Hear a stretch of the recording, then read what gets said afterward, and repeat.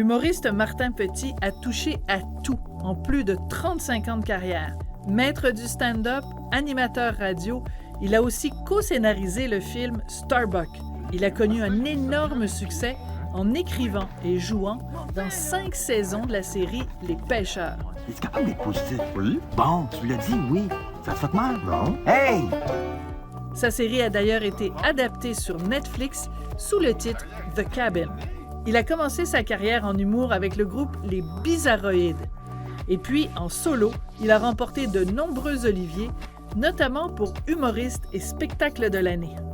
Martin Petit est copropriétaire du Bordel Comedy Club. Il y a même des gens qui disent que l'humoriste masqué, c'est lui. Ça demande aux pauvres comme nous autres de partir dans le lave-vaisselle à 3 heures du matin pour sauver 4 watts. Va donc chier, esti! Il apparaît aussi dans de lucratives publicités automobiles. En 2018, outré par l'affaire Roson, il met sur pied le Festival du Grand Montréal Comique. Martin Petit n'est pas à l'abri de la controverse. Le 7 janvier 2025, des militants pro-palestiniens manifestent devant l'une de ses représentations. Aujourd'hui, il est en tournée avec Un monde meilleur. C'est son 5e one-man show. C'est pour toutes ces raisons que je voulais lui parler dans le blanc des yeux.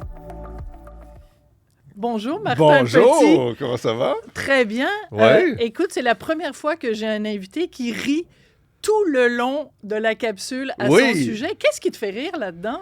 Ben, c'est plein de Martin Petit, là. On vient de voir plein de sortes de Martin Petit. Fait qu'il y a plein de saisons. Ouais. C'était plein de Martin Petit qui me font rire. La plus belle saison de ma vie, comme disait Daniel Bélanger. Ben, c'est ça. C'est que, tu sais, je pensais pas, tu sais, comme artiste, hey, je fais vraiment des affaires. Tu sais, en fait, ça fait juste me dire que, ah, mon Dieu, que je me suis donné à plein d'affaires. Puis voilà, je suis étonné de voir le regard aussi de ce que ça donne, tu sais, parce qu'il y a comme 1 milliard d'affaires que j'ai faites aussi qui n'étaient pas dans le petit topo. Fait en plus de tout ça, je sais pas, j'ai fait beaucoup d'affaires. Tu sais, ça fait 35 ans que je fais ce métier-là. Je sais pas qui je suis, je sais pas quelle sorte d'artiste je suis. Je sais même pas quel tag je pourrais me donner comme artiste. Tu sais, je sais pas. J'ai l'impression d'être une bébite, tu sais, parce que j'ai fait tellement d'affaires qui sont... Mais toutes ces choses-là sont reliées quand même. Sont toutes reliées avec l'envie d'avoir du fun puis de faire quelque chose de créatif. Oui, tout ça est relié. Mais le fait d'être un artiste qui n'avait pas nécessairement de plan de match, je trouve ça drôle de voir tous les rebonds que... J'ai l'impression de regarder une Super Bowl là, qui a revolé partout. Puis là, je fais « Ah, elle a vraiment revolé partout, hein, ma Super Bowl. » Mais si je parlais au Martin Petit d'il y a 35 ans, qui commence dans le métier, puis que je lui disais 3 affaires. À un moment donné, tu vas écrire une série télé qui va être adaptée aux États-Unis. Netflix n'existait pas à l'époque, mais ça a été adapté sur Netflix. Tu vas coécrire un film. Il va y avoir un remake américain, un remake français, un remake indien. Et la 3e chose que je lui dirais, c'est tu vas présenter un jour un spectacle, puis il va y avoir des manifestants devant ton spectacle. C'est quoi, parmi ces 3 affaires-là, l'affaire qui te surprendrait le plus, le Martin Petit d'il y a 35 ans? Qui dirait, ben voyons, ça n'a pas d'allure, t'en as fumé du bon. Non, mais je pense que les 3 affaires, je serais étonné. Je pense pas... Quand j'ai commencé, je pense pas que faire un film américain était quelque chose d'envisageable, même faire un film québécois. Même faire un film québécois. Tu sais, les films québécois, quand j'ai commencé, c'était Denis Arcand. C'était des réalisateurs qui faisaient leurs propres films.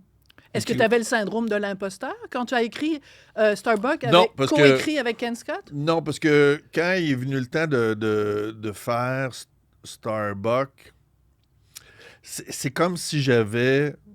Je pense que je suis capable d'évaluer une idée. Tu sais? Puis l'idée était bonne. Un gars qui se rend compte que le don de sperme qu'il a fait à la banque de sperme, il a 533 Le gars, il a trop enfants. donné. Il a trop donné. Il s'est donné. Il a trop donné, puis je trouvais l'histoire intéressante, puis je savais... Ah, c'est ça. C'est que je savais que l'idée était bonne, puis j'ai pas toujours cette intuition-là, mais des fois, tu dis, OK, parmi toutes les 15 idées là, sur mon bureau, là, je dis, OK, celle-là n'est pas pire. Puis des fois, tu choisis pas la bonne idée. Des fois, tu développes la mauvaise idée. Là. J'en ai 15 actuellement sur mon bureau.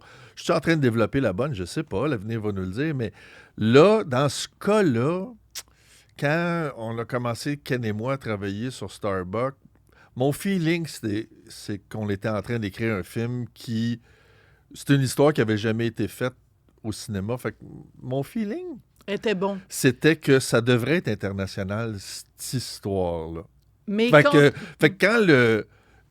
on a fait le film a été présenté dans la version québécoise à Toronto, puis ça a eu du succès dans le Canada anglais. Tout le monde a gagné scénario original canadien cette année-là. Puis... fait que là, il y avait comme une bonne réaction. Et tous les studios américains ont demandé une copie du film, puis ont dit... fait que là, à chaque semaine, on recevait un appel. Warner Brothers est en train de regarder ça. Ils vont vous revenir dans 2 semaines. Fait qu'il y avait toujours quelqu'un, puis il y a plein de monde qui sont payés au cinéma pour aller chercher peut-être des films à l'extérieur, puis tout ça. Ils cherchent des bonnes idées. Starbucks a été présenté dans tous les studios américains. Wow! Puis ils sont tous revenus avec... on peut-être vous mettre sur une tablette, peut-être dans 2 ans. Tu sais, c'était beaucoup des affaires comme peut-être, presque. C'était jamais... Jusqu'à temps que Spielberg dise « OK, moi, je veux le faire », tout le monde avait dit comme un peu, presque, mais c'est pas tout à fait. Mais le film commençait avec une séquence de 30 secondes de masturbation, tu sais, puis je sais qu'en partant, le puritanisme américain a dû faire... Déjà à l'époque? Ouais, les Américains ont dû faire... Et là, que le gars se masturbe, qu'est-ce que c'est ça? Tu sais, là, je suis sûr que la moitié du monde a fait... Ben non. Parce que personne ne se masturbe aux États-Unis, c'est bien connu. Non, c'est ça, ils sont très... Ils gardent, eux autres, en dedans. Puis nous autres, on est un peuple ouvert. Non, je sais pas, mais il y a un puritanisme. Là, puis dans la version américaine, mais c'est pas là parce que...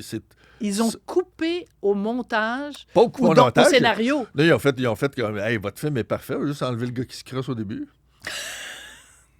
Mais c'est hilarant quand même. Mais ça dit quelque chose sur la société américaine aussi. C'est très drôle. Oui. Mais toi, comme petit cul, parce que tu étais quand même jeune à l'époque, on peut dire que tu étais un petit cul quand même en humour, de te faire dire Steven Spielberg, son studio, a dit oui. Puis c'est Vince Vaughn qui va faire le rôle grâce à principal. Vince Vaughn, parce que Vince Vaughn... C'est capoté quand même. La façon que ça fonctionne, ce que j'ai appris que ça fonctionnait à Hollywood, c'est que les projets vont se développer principalement, c'est un acteur qui est associé à ça. Puis si l'acteur veut que ça se fasse, les choses vont se faire vite. Fait que, tu sais, Fait que lui, Vince Vaughn, était dans une montée de carrière fulgurante. Il pouvait un peu demander ce qu'il voulait faire.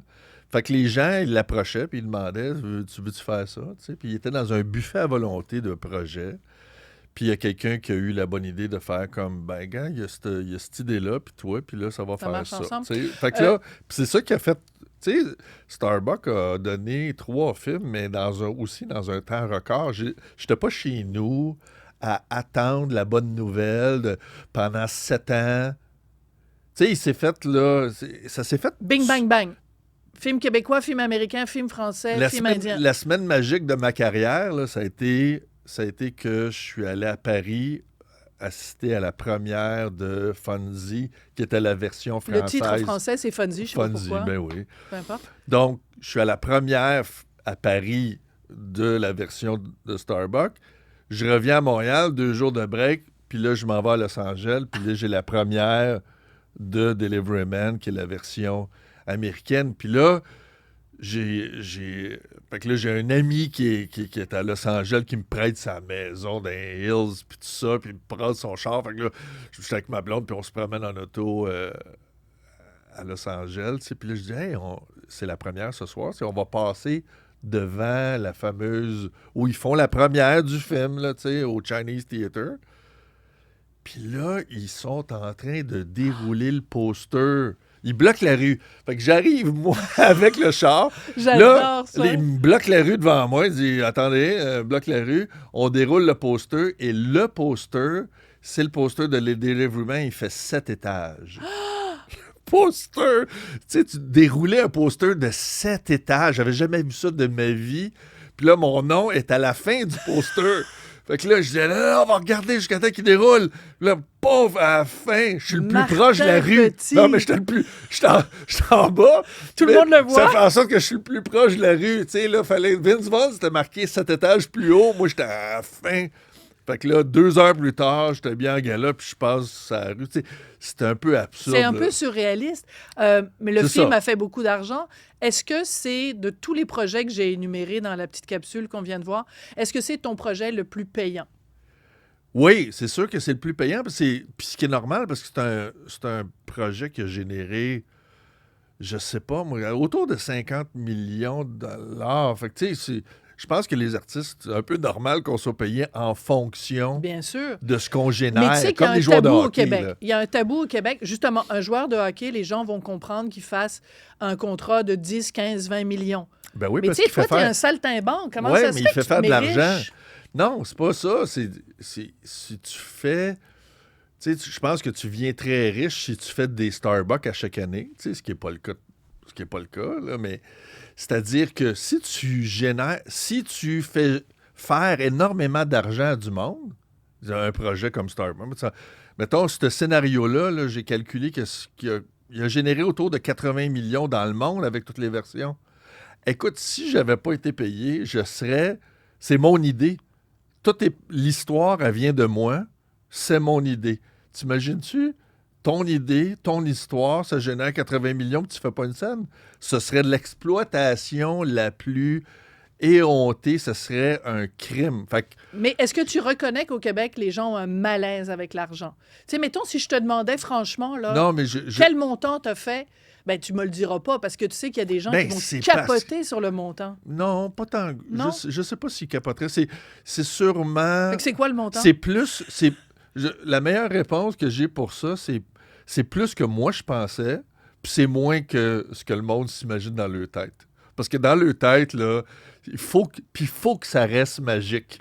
Fait que, imaginez le prix que vous voulez, là, je suis capable de dealer avec, là, c'est d'aucune importance. L'importance, tu sais, quand on parle de financement en culture, de toute façon, au Québec, je pense qu'aux États-Unis aussi, les gens disent à 99,9 n'importe quoi. Oui. Ils n'ont aucune idée. J'ai jamais vu le ou la ministre de la Culture dire de quoi, puis de me donner l'impression que la personne savait de quoi elle parlait. Même le ministre actuel. N'importe quel ministre. Ils savent pas de quoi ils Premier parlent. ministre, ça c'est sûr que non. J'ai jamais vu un premier ministre qui sait comment la culture fonctionne. J'ai vu aucun ministre de la Culture savoir comment ça fonctionne. Aucun, jamais. C'est jamais arrivé. Parce qu'ils sont pas sur le plancher des vaches, ils sont pas sur le terrain, ils savent pas la quantité de travail que ça représente. Même entre artistes, Qu'est-ce que la tu veux dire? majorité des artistes ne savent pas comment la discipline juste à côté fonctionne. C'est-à-dire... Puis toi, tu en as fait plusieurs disciplines. Qui a fait de films américains au Québec? 3 personnes. Denis Villeneuve, Denis Arcand, Ken Scott, Philippe Falardeau, moi. Qui a touché à ça? On est 8. Ouais. Fait que les autres artistes ne savent pas pantoute c'est quoi cette espèce de réalité-là. Mais ce qui est particulier dans ton cas, Martin, c'est que donc tu fais Starbucks avec Ken Scott. Il y a 3 remakes. Et après, tu fais Les Pêcheurs. Oui. Et là aussi, il y a c'est pas vraiment un remake, mais c'est une adaptation à Netflix. Oui, ils ont été gentils. Qu'est-ce que tu veux dire, ils ont été gentils? Mais c'est parce que le projet des Pêcheurs, pour moi, c'est une inspiration de Seinfeld. Tu sais, pour moi j'étais un fan de Jerry Seinfeld. J'étais un fan de la série Seinfeld. Mettons que tu es le fan numéro 1 puis moi numéro 2. Parfait. On s'entend fait que là, on est les deux. Ouais. Fait que là, après la saison 1, je reçois... puis puisqu'il y a eu Starbucks, fait que là c'est comme si, Starbucks, c'est une porte d'entrée à Los Angeles. Fait que là, tout de suite, j'ai un projet, ça s'appelle Les Pêcheurs. Puis ça marche au Québec. Fait que le mot se passe. Puis, fait que là, j'ai un agent à Los Angeles. Puis là, il en parle à un paquet de monde. Puis il me demande, mettons, là, tu rêves, t'es chez vous, là, qui c'est qui jouerait Martin Petit dans une version, là?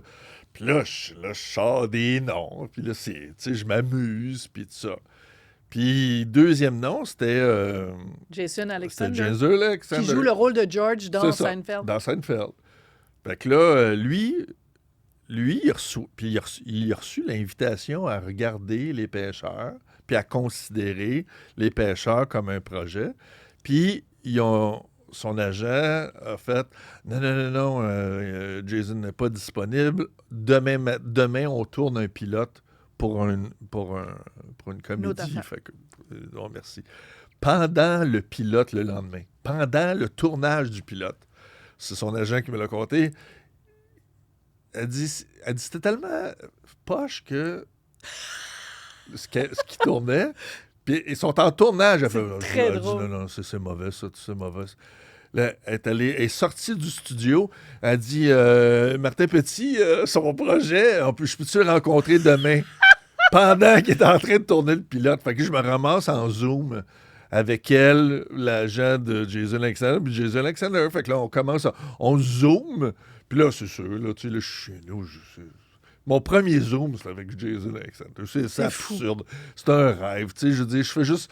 Là, je te dis ça, c'est juste j'étais un fan, puis j'ai rencontré une idole, puis merci la vie. Puis là, j'ai eu la chance de travailler avec. Puis on l'a pitché. Puis là, j'ai vécu des affaires. J'étais allé pitcher la série à tous les diffuseurs à Los Angeles. Fait que j'ai vécu ça, j'ai appris ça.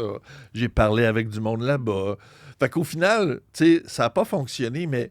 ça a presque fonctionné, mais j'ai vécu des affaires.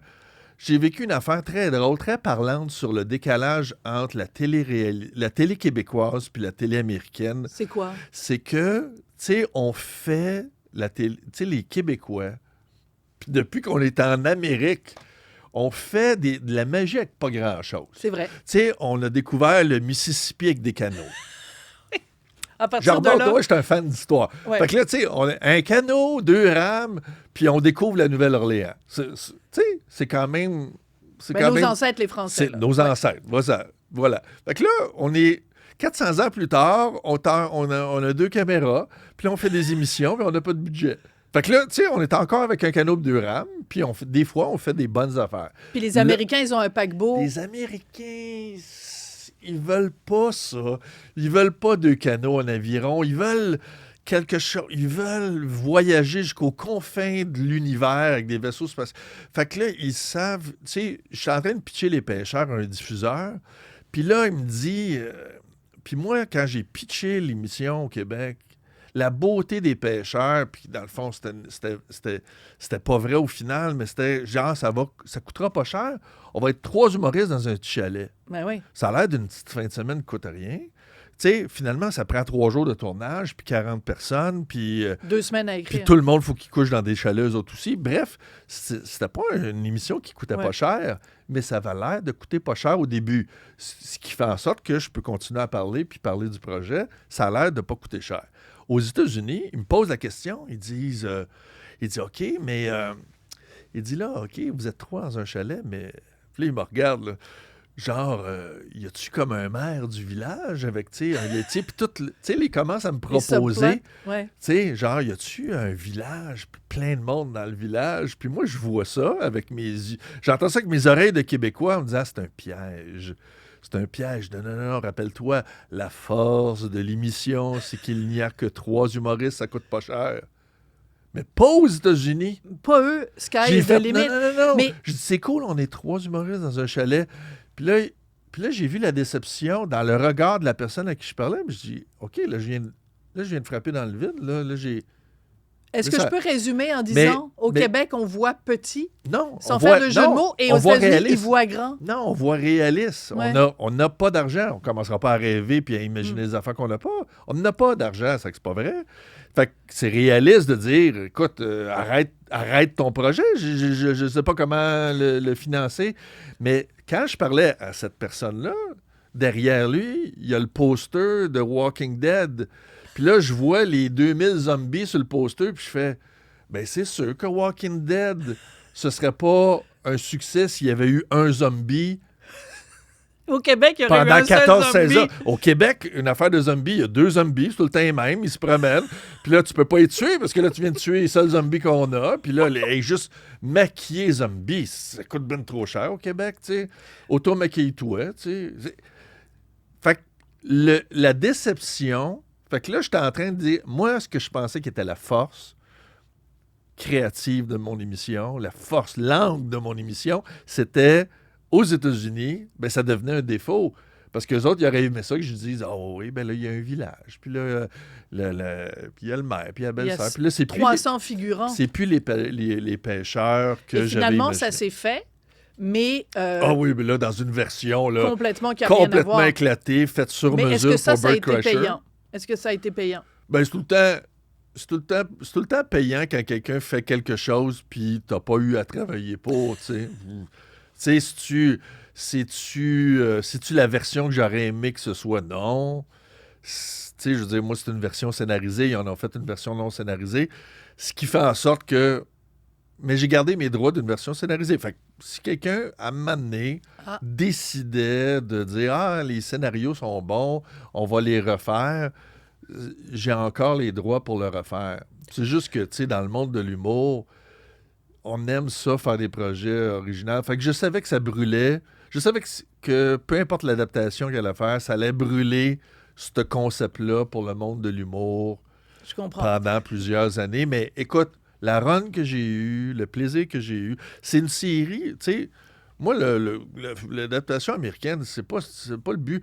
Moi, le plus gros buzz que j'avais, c'est d'être chez nous, d'écrire des épisodes des Pêcheurs, puis d'arriver en juillet, puis de voir...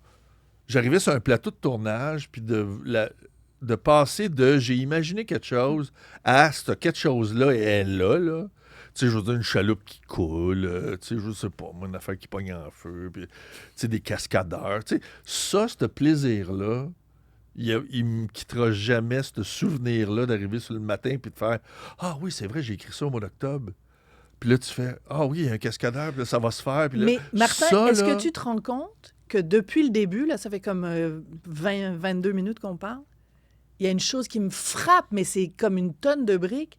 C'est comme si tu avais 8 ans puis tu venais de rentrer dans le magasin de bonbons. Oui. Ça fait 35 ans que tu es dans le magasin de bonbons. Puis tu es aussi excité. Tu es un enfant. Tu as les yeux qui pétillent puis tu parles de ça. Rencontrer Jason Alexander, aller rencontrer les Américains, faire ci, faire ça. Mais est-ce que je vais être un adulte? Non, mais tu sais, c'est ça, c'est la beauté. Mais c'est merveilleux que tu aies gardé ça, Martin. Oui. J'ai dans la création quelque chose de très enfantin. Attends une minute. Oui. Mais je suis pas enfantin dans mon art, là, pas du tout. Puis ce que j'écris, c'est... Mais un émerveillement qui est enfantin. Oui, je pense que la création, c'est très, très proche d'un émerveillement. Tu sais, je sais pas. Je sais pas... Je sais pas à quoi tu penses quand tu dis ça. Est-ce qu'il y en a qui sont lourds? J'ai de la misère à croire les artistes qui sont lourds. Il y en a qui sont blasés, Martin. Oui, mais blasé, c'est plate. Tu sais, je pense que la création, c'est toujours proche de la découverte de... Je sais pas, moi, tu sais, mettons, j'étais en 6e année, j'ai vu La planète des singes. Mais j'ai capoté pendant... C'est La planète des singes pendant des semaines. Parce que je ne comprenais pas comment quelqu'un avait eu cette idée-là que tu t'en vas dans l'avenir, puis dans l'avenir, les singes parlent. J'ai tout trouvé ça écœurant, moi. Mais j'ai été des semaines à penser à l'artiste qui avait créé La planète des singes. Je t'en parle, j'en suis pas encore revenu. J'adore ça. Fait que ça... Je trouve qu'il y a quelque chose de merveilleux. Il y a quelque chose de pas... C'est pas sérieux de dire « OK, on s'en va dans l'avenir, ça va être des singes. » Puis là, moi, là, toutes les idées, là, quand t'es pitch de même, là, entre adultes, toutes les émissions de mon enfance, c'était des idées qui tenaient pas de bout. Madame et son fantôme. Ma sorcière bien-aimée. Ma sorcière bien-aimée. La madame est seule dans une maison, dans un bord de mer, il y a un fantôme qui parle, elle tombe en amour avec, elle se marie. Tout ça, ça devrait pas avoir duré plus qu'une émission. Ça durait des saisons et des saisons. La fille, le gars, il est un astronaute, il sort avec la fille, elle vit dans une lampe. Ça n'a aucun sens. Moi, j'ai baigné là-dedans de voir des artistes donner du sens à des scénarios qu'ils n'avaient pas au départ. J'adore. Fait que moi, les high concepts, j'étais un gars de high concepts. C'est pour ça que Starbucks, ça revient, tu sais, l'idée de départ, oui, mais après ça, c'est faire vivre cette idée-là. Ça serait quoi la vie d'un gars qui a donné trop d'enfants pour réaliser qu'il y en a plein que finalement, c'est ça qu'ils ont fait pour de vrai, là, tu sais. Mais je suis très contente de savoir qu'en ce moment même, il y a 15 projets sur ta table. On va prendre une petite pause, Martin, et quand on revient, je veux parler de la fois, puis j'espère que tu t'en souviens, où tu t'es moqué de Katy Perry et peut-être même de Justin Trudeau. Ben peut-être. Oui, peut-être. On va en parler après la pause.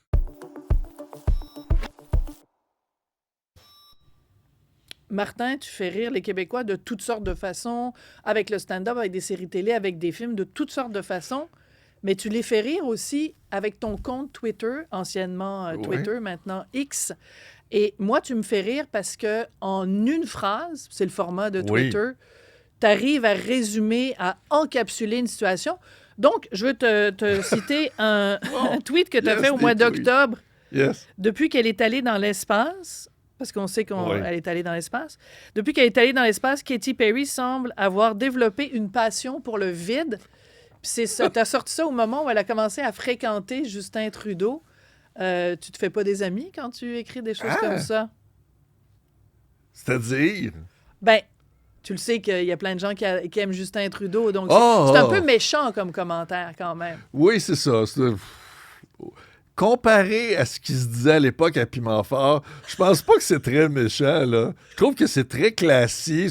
C'est une bonne joke. Je pense que même Justin Trudeau, s'il y a un peu d'humour, il l'aimerait, là. Je pense qu'il serait capable de vivre avec cette joke-là. Mais je sais pas. Je suis pas... C'est ça. Je pense pas que je suis méchant. Je suis sévère avec... Oui, je suis capable d'être sévère avec les personnes qui... comment qu'ils dire? méritent? Ben, qu'ils méritent. C'est prétentieux en maudit de ma part de dire que il y a des gens qui méritent ou qui méritent pas. Tu sais, je pense que les gens qui ont dû énormément... Puis c'est pas juste énormément pouvoir, c'est dans le... Tu sais, Justin Trudeau, quand t'es rendu où il est rendu, quand t'es rendu un premier ministre, surtout dans son parcours à lui, c'est comme peut-être l'homme le plus privilégié des derniers 100 ans. Tu sais, tu nais d'un père premier ministre, puis à cause de ça, tu deviens premier ministre. Tu sais, c'est pas quelqu'un qui a un parcours où il a souffert, travaillé fort, tout ça. Tu sais, fait que, tu sais, s'il y a quelqu'un qui a grandi puis qui a eu toute sa vie dans Vaseline, c'est bien Justin Trudeau. Fait que, tu sais, je dis une joke. Mais je fais pas de joke sur le physique de Katy Perry ou Justin Trudeau, tu sais. Mais la joke est bonne, là, tu sais. Il y a quelque chose de... C'est pas un gars de substance, Justin Trudeau, là, tu sais. La joke est bonne. Tu sais, en fait, la joke est bonne si les gens ont décidé qu'elle était bonne. C'est ce que j'aime de mon métier, puis c'est ce que j'aime de X comme plateforme qui ressemble beaucoup à la plateforme de stand-up. C'est que je trouve que X est la plateforme la plus adaptée au stand-up. Entièrement d'accord. C'est-à-dire que peu de mots. Une ligne, un punch. J'apprécie le peu de mots. C'est-à-dire un tweet qui marche puis qui est drôle en bas de 10 mots a tout mon respect. Puis si c'est 6 mots, c'est encore plus écœurant. Puis des fois, 3 mots. Moins il y en a, c'est ça le stand-up, c'est l'économie de mots pour un maximum de résultats. Puis, tu sais, des tweets plates, j'en fais plein. Puis des tweets niaiseux, j'en fais plein. Mais le public sur Twitter décide du succès du tweet. Fait que le tweet que tu as... Tu sais, j'ai vu le 60 000 vues. Ça veut dire que c'est un succès parce que les gens l'ont retweeté, l'ont aimé. Puis, et là, ça crée un succès. Fait que c'est l'équivalent d'un gros rire dans une salle versus un ha-ha. Tu sais, fait que, tu sais, moi, Twitter, c'est la portion petite saucisse de mon métier. Fait que, tu sais, mettons, moi, je suis un épicier, puis moi, je vends mes produits, là, je vends mes steaks. Puis je vends ça là, pour que les gens se régalent pendant 1h30 pendant mes spectacles. Puis, pour savoir si tu es un bon client, ben j'ai aussi mon moment, quand je suis sur Twitter, où je deviens la madame qui fait chez goûter, Costco, qui fait goûter des saucisses. Donc, on goûte, puis si on aime ça, on va acheter. Moi, ma relation avec les réseaux sociaux, c'est des petits bouts de saucisses. Mais je vais te dire quelque chose. Je fais goûter des saucisses aux gens. Oui. Puis là, je donne pas toute la saucisse. Mais non. Je donne des petits bouts de saucisses. Puis la personne, au moins, elle peut dire « Ah, j'aime le goût de cette saucisse. » Là, tu as le choix. Après ça, je me dis « C'est trop épicé, la saucisse. » Ben, achète pas. Là, je vais être le premier à dire « Achète pas le paquet de saucisses. » Ça va goûter ça tout le long. Mais là, tu me mets vraiment sur un plateau d'argent un autre sujet dont je voulais te parler. C'est que, on l'a vu dans la capsule tout à l'heure, oui. En janvier 2025, oui. tu avais fait un spectacle sur le web où tu faisais une revue de l'année. J'ai fait une revue de l'année. Et tu as parlé de Gaza. J'ai parlé de tous les sujets sensibles. Ouais. Je me rappelle pas d'avoir parlé de Gaza, mais je me rappelle que j'ai parlé des manifestants à Montréal. Je vais le citer parce que je l'ai devant moi. J'ai évidemment pas ta livraison parce que je suis pas humoriste. Tu parlais des manifestants pro-palestiniens et tu disais « Ça arrache du gazon à McGill, ça terrorise les Juifs, ça dit que tous les Juifs devraient mourir, mais de façon pacifique. Ouais. » Et ça, quand ça a été relayé dans les médias, que les gens ont su ça, il y a des manifestants pro-palestiniens qui sont allés manifester devant le bordel. La police a dû intervenir. Moi, j'ai une question pour toi. J'ai pas entendu un seul humoriste prendre ta défense. Est-ce que tu sentais que tu étais un petit peu tout seul de ta gang? Bien, je pense que moi, j'ai beaucoup de commentaires là, d'humoristes qui me disent « C'est cool que tu prennes la parole, puis tout ça, mais moi, mais j'oserais pas. » Mais ils vont pas te le dire en public. Ben, c'est ça. Non, mais qu'ils disent... C'est des pissous? Non, c'est pas des pissous. Je suis très, très, très...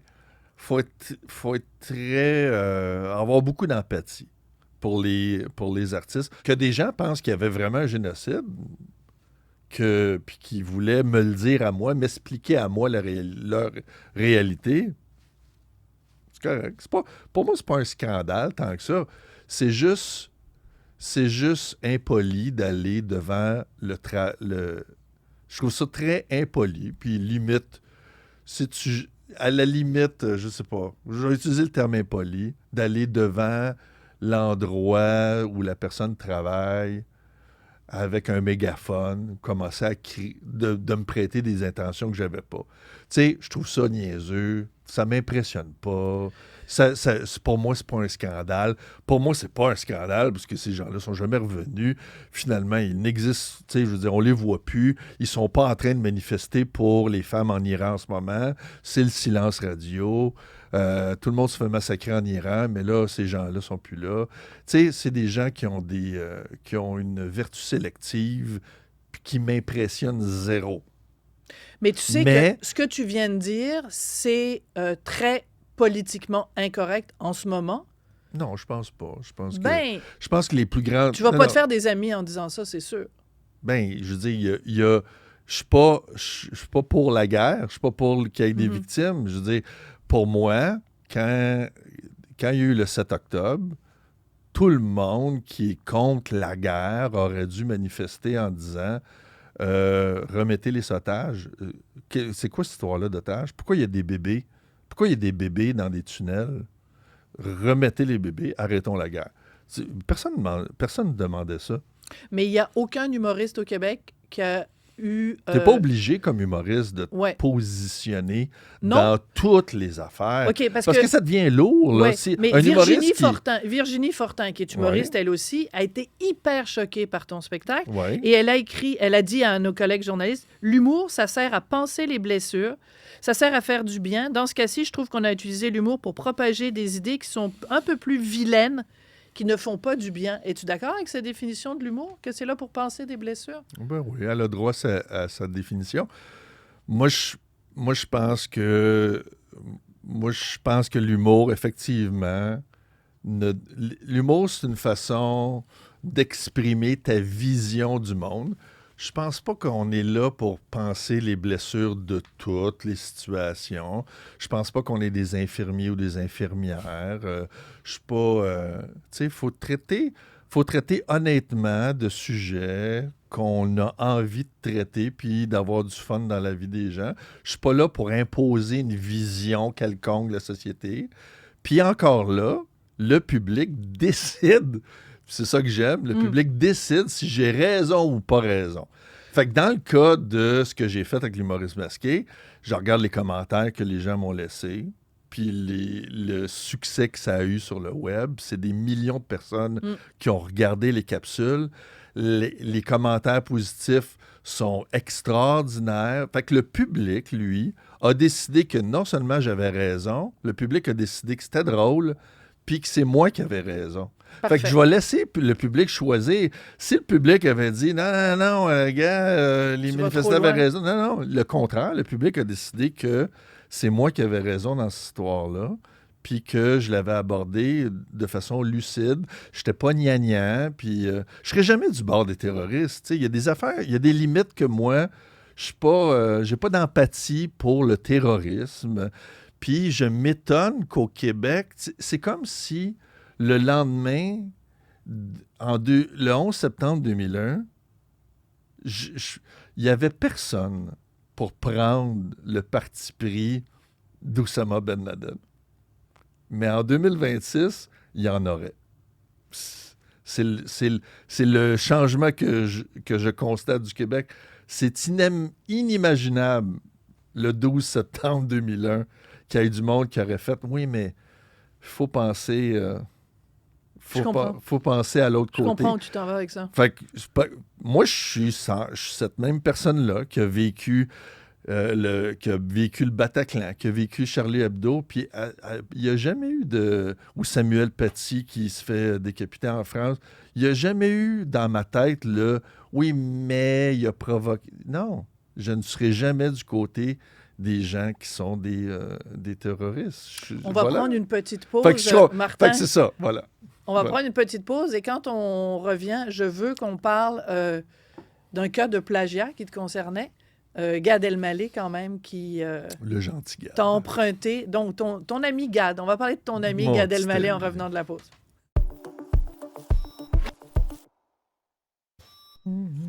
Rebonjour, Martin Petit.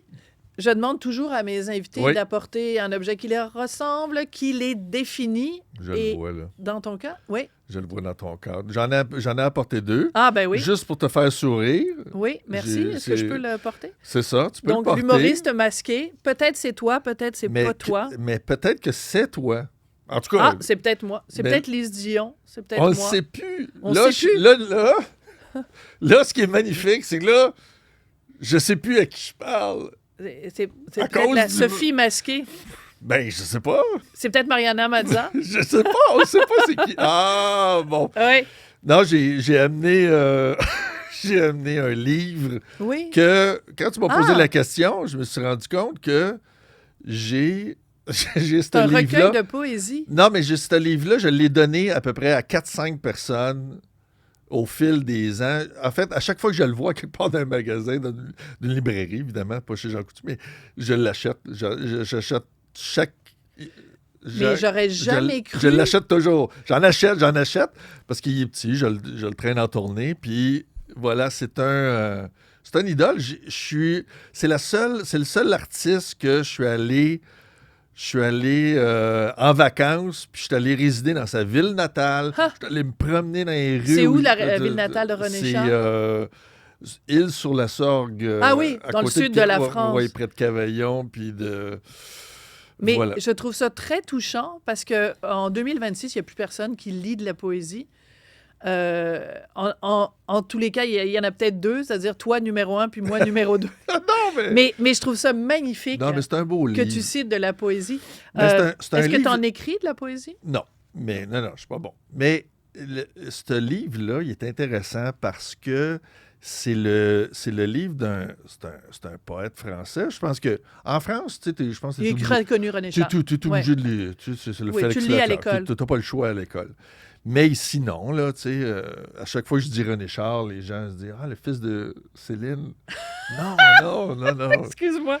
Mais, c'est-à-dire qu'il y a quelque chose qui me parle dans C'est un poète qui était ami avec... Il avait beaucoup d'amis artistes. C'est un peu comme... Ça ressemble à ma vie.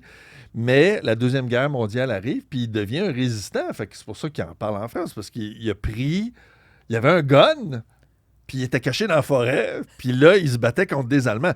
Fait que là, il y a quelque chose de palpitant dans sa vie de dire... d'imaginer... Parce que c'est rare, les artistes, de s'imaginer mettre notre vie à risque. Tu sais, là, les artistes, là, on est en arrière, on fait des jokes, mais on n'est jamais sur la ligne de combat. Tu sais, et là, quand tu joins la résistance pendant la Deuxième Guerre mondiale, c'est un artiste qui est obligé d'avoir un gun, puis de décider s'il y a du monde qui vivait ou qui mourait dans le village. Puis là, si tu te faisais pogner, tu te faisais tirer par des Allemands. Fait qu'il a il a mis de côté, il a continué à être poète, il a écrit ce recueil-là, puis il dit « Je ne le publierai jamais. Je vais le publier uniquement si la guerre se termine en faveur de la France. » C'est-à-dire que sous un régime nazi, jamais je vais publier. Puis, fait que c'est son journal de bord. Fait que c'est un mélange de journal de bord sous forme de poésie. Sachant son histoire, ça aide. Bref, je sais pas. Il y a quelque chose de... Il y a quelque chose dans toute sa vie que je trouve fascinant. Fait que je me suis rendu compte, quand tu m'as posé la question, je dis, coudonc, je l'ai pas loin, je l'ai dans mon champ visuel. Tout le temps. Tout le temps. Puis en tournée, c'est pas rare que je pars, puis si j'ai un livre à ramasser, je le ramasse, parce que c'est plein d'aphorismes, c'est des lignes, tu sais, fait que, tu sais, comme toi sur Twitter. Il serait sur Twitter, il serait fascinant à suivre, René Char. C'est pas des longs poèmes de l'Alexandrin. Des fois, c'est des one-liners. Fait que il y a quelque chose de... Ça te nourrit aussi. Quelque chose de one-liner, mais pas comique. En tout cas, bref... J'avais promis avant la pause qu'on parlerait de Gad Elmaleh parce que ça a été quand même... J'aurais pu un air fryer, c'est ça mon point, mais... mais j'aime mieux de la poésie, c'est plus pétillant. C'est plus croustifondant qu'un air fryer. Un air fryer, ça croustille aussi. Mais... on voulait parler de Gad Elmaleh parce que à un moment donné, c'est sorti, il y a une vidéo qui démontrait clairement qu'il avait emprunté de tes blagues, quasiment mot à mot. Non, mais il a pas emprunté juste à toi. Un paquet de monde, puis j'étais dans la gang, mais je trouve que, tu sais, il a emprunté à Martin et Matt, là, les bottes de ski, puis tout ça. Puis, tu sais, après ça, si tu as la fin du monde, non. Mais il est Mais je trouve ça plate pour lui, vraiment, vraiment, parce que c'est tu sais, on vend de l'originalité. Tu sais, moi, ce dont je suis le plus fier, c'est quand j'ai une idée originale, puis je me suis dit, tiens, je veux dire, je regarde les mêmes choses que les gens. Je suis arrivé à extirper un petit peu d'originalité dans un sujet éculé que tout le monde a passé dessus, tu sais, puis, tu sais, mettons, parler de la famille, c'est original parler de la famille, mais si je suis capable de trouver un angle original sur la famille, c'est que j'ai travaillé fort. Puis là, tu sais, c'est de ça que moi, je suis fier dans mon travail. Fait que si j'avais comme eu le réflexe ou le mauvais réflexe d'aller piger ces réflexions-là, ou que les gens me disent « Hey, c'est original », puis là, fait que je l'ai un peu pogné d'un autre, tu sais. Je serais mal à l'aise dans mon âme et conscience d'être obligé de traîner ça. Fait que je veux pas te remettre une couche sur Gad Elmaleh. Je pense qu'il est passé je pense qu'il a appris sa leçon. Oui. Je pense qu'il a tellement dû pas avoir de fun parce que je pense qu'il est comique. Je pense qu'il a pas besoin de ça. Puis je pense qu'il a appris sa leçon. Parce que sa leçon, ça doit être de mal dormir. Si, tu sais, il n'y a rien de pire que de faire une joke puis de savoir que c'est pas la tienne. Là. Ça doit pas être le fun en bouche. Tu dis que toi, ce que t'aimes, c'est faire des jokes originales, de prendre un angle qui n'a jamais été pris avant. Je suis allée voir ton spectacle au 10-30 la semaine dernière, vendredi dernier, parce que tu es en tournée avec Un monde meilleur. Et ça m'a frappé à quel point tu as un œil de sociologue. Tu nous regardes, les êtres humains, comme une bibite. Puis là, tu nous dis, vous rendez-vous compte de vos contradictions? Et à un moment donné, tu parles de la façon dont on élève les jeunes, dont on élève les enfants, surprotégés, alors qu'ils n'ont jamais été aussi anxieux. Et à un moment donné, tu dis, quand tu élèves des enfants dans un cocon, les enfants deviennent des cocons. Ah, mon Dieu, que j'ai trouvé ça drôle. C'est une fine observation. Si j'avais des filles, j'aurais peut-être été plus doux. Mais Ouais, c'est ça. Je dis qu'on veut que on veut que nos chenilles deviennent des papillons. Ouais. Tu sais, pas des chenilles avec des tatous de papillons. Tu sais, c'est ça qu'on veut. Et on mais a décidé comme société. Voir? Non, ça m'inquiète pas, mais je constate. Je veux dire, je suis un constateur. Je suis pas un sociologue, mais je suis un constateur d'affaires. J'adore ça. Je suis un constateur. Je suis un constateur. Fait que je constate, puis on vit une expérience de société. En 2026, on a décidé qu'on sablait les bancs de neige. Là, on décide qu'on sable les bancs de neige. Tu sais, ma génération, on a toute une cicatrice en dessous du menton parce qu'on s'est tous fendus le dessous du menton sur un banc de neige. Fait que là, la nouvelle génération, elle n'aura pas de cicatrice de banc de neige. Parce qu'il faut mesurer l'inclinaison des bancs de neige. Mais ils vont peut-être avoir des angoisses de peur de dire quelque chose sur Instagram parce que là, ils vont avoir des millions de personnes qui vont leur dire que c'est des mauvaises personnes parce qu'ils n'ont pas épousé la cause du moment. Fait qu'ils vivent d'autres angoisses que je trouve peut-être plus terrifiantes que les angoisses. Ma petite peur, j'échangerais, tu sais... Ma cicatrice, je l'aime, tu sais, mais j'ai pas eu à vivre quand j'étais jeune la peur de dire une petite affaire puis de te faire sauvagement attaquer par du monde sur les réseaux sociaux. Tu sais, je trouve que bravo les jeunes de dealer avec cette angoisse-là. Martin, il me reste à peu près 10 secondes. Je veux juste te remercier. 10 secondes, j'ai pas le temps de répondre à rien. Je suis venu ici parler, j'ai pas eu le temps de parler. Ah, mon Dieu, t'as eu 48 minutes. Merci beaucoup, Martin Petit. Je pensais pas qu'on était en onde. Un grand invité de 6 pieds 4. Merci, Martin Petit.